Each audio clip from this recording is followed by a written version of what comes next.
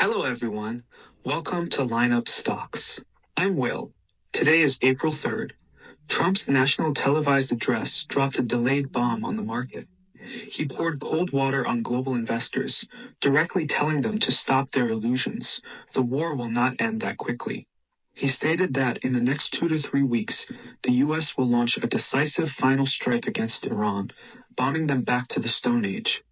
As soon as this was said, the expected end-of-war market rally instantly turned into a war extension panic. Global stock markets dived collectively. Investors panicked and quickly closed their positions to avoid risks, pushing market volatility to the maximum. Analysts stated that this pushes the window for the conflict's end much further away. The extra pressure on the supply chain will only grow, putting the crisis on ultra-long standby mode. High pressure on global oil prices will continue straight into late April, and the risk of stagflation has been maxed out. Today, the Iranian deputy foreign minister made a huge move. Iran is drafting a shipping navigation supervision agreement with Oman for the Strait of Hormuz. Ship passage will be conducted under the joint supervision and coordination of both parties, with the goal of promoting and ensuring safe navigation and providing better services for ships. Once this was announced, the market immediately came back to life. The three major U.S. stock indexes, which were previously oversold, rebounded instantly. International crude oil gave back some of its gains, and global risk assets finally took a breather.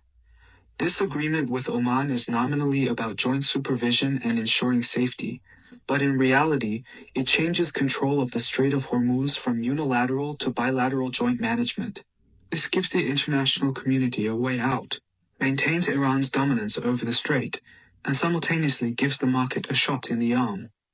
Meanwhile, the UAE also stated it is willing to participate in any measures related to ensuring safe navigation in the Strait of Hormuz to maintain regional stability. This acts as a Middle Eastern stamp of approval on Iran's agreement, giving the market even more confidence. After all, for global capital, as long as there is a possibility of easing tensions, there is a motivation to buy the dip.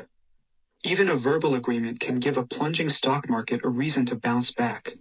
Just as Iran released this easing signal, Europe couldn't sit still either and formed a 40-country self-rescue alliance. The UK directly announced that it will host an international conference on the Strait of Hormuz with 40 countries to discuss solutions. Put simply, Europe just doesn't want to be controlled by Trump anymore. The joint statement by the IEA, IMF, and World Bank also gave global capital a major boost.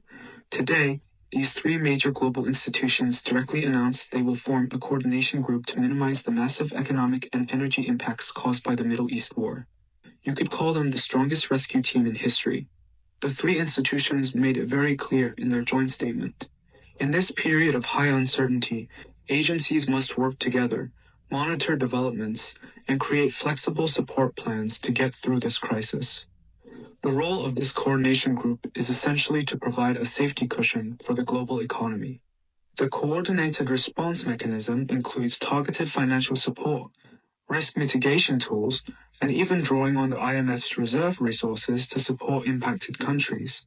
In reality, this is the three major institutions joining forces to put a floor under the global market, preventing the US-Iran conflict from causing a hard landing for the global economy. The joint intervention of these three major institutions is meant to reassure the market. Even if the war continues, the global economy will not collapse, and capital doesn't need to panic and flee. It is exactly the combination of these three positive factors: Iran releasing easing signals, the 40-country European Self-Rescue Alliance, and the three major institutions teaming up to save the market that caused the US stock market, which opened lower, to ultimately rise. However, we must remain clear-headed. These are only easing signals, not the end of the war. Trump's threat to fight for another 3 weeks is still ringing in our ears. Iran's counterattacks have never stopped, and the Strait of Hormuz is still in a semi-blockaded state. The global energy crisis and the risk of stagflation have not been resolved. The rebound in U.S. stocks looks more like a brief moment of calm in a storm. Let's return to the charts. Since the U.S. stock market was closed on Friday, we will review this week's trend today.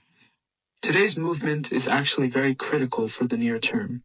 Let's first look at the monthly chart for the SPX. The month of April has just opened. Looking at the monthly trend, you can see that the MACD has formed a death cross. This death cross is on the monthly level. Now, a monthly level death cross might end in just 1 or 2 months, just like in April 2025, where a death cross formed in April, but a golden cross formed again in May and June. So right now, on the monthly level, this is a short signal. We cannot say it's a long signal. It is a short signal. However, let's look at the weekly chart.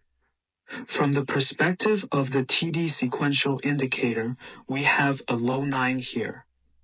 A low 9 means that on the weekly level, this is a relatively low position, or it indicates that a turning point might happen here. In other words, there is a bearish signal on the monthly chart, but there are signs of bearish exhaustion on the weekly chart. This is what I just mentioned. The monthly cycle and the weekly cycle are now contradicting each other. So which level should we follow? Actually, we shouldn't rely solely on the monthly or the weekly.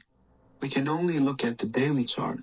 Returning to the daily trend, on the daily chart today, the MACD formed a golden cross, and the KDJ is also in a bullish state.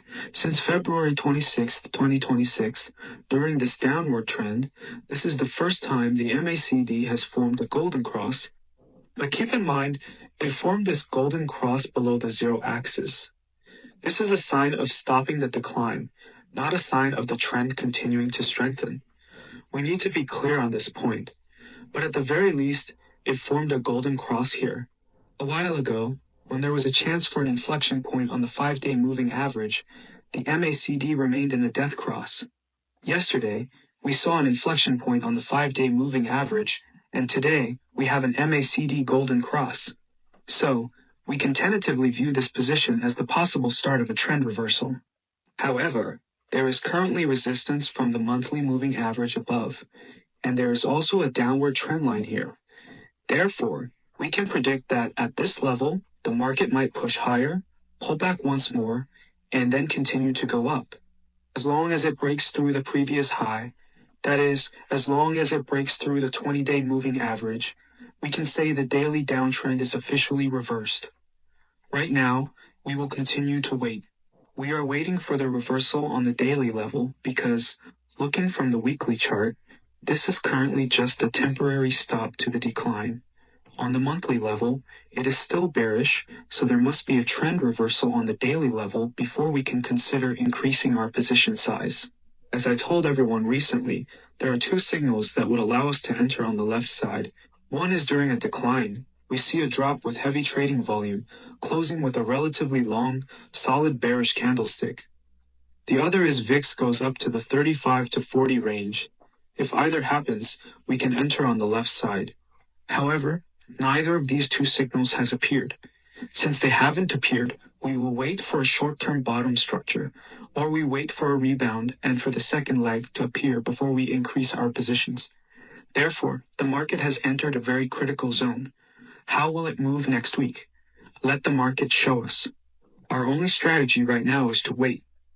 Line up when various crises have not yet settled down. Waiting is also a form of having a full position, because looking at the current trend, all of these moving averages are bearish. Therefore, we still need to play it safe and steady. Right now, the best strategy is position control. Alright, finally, this is lineup stock. I wish everyone a happy long weekend. See you next week.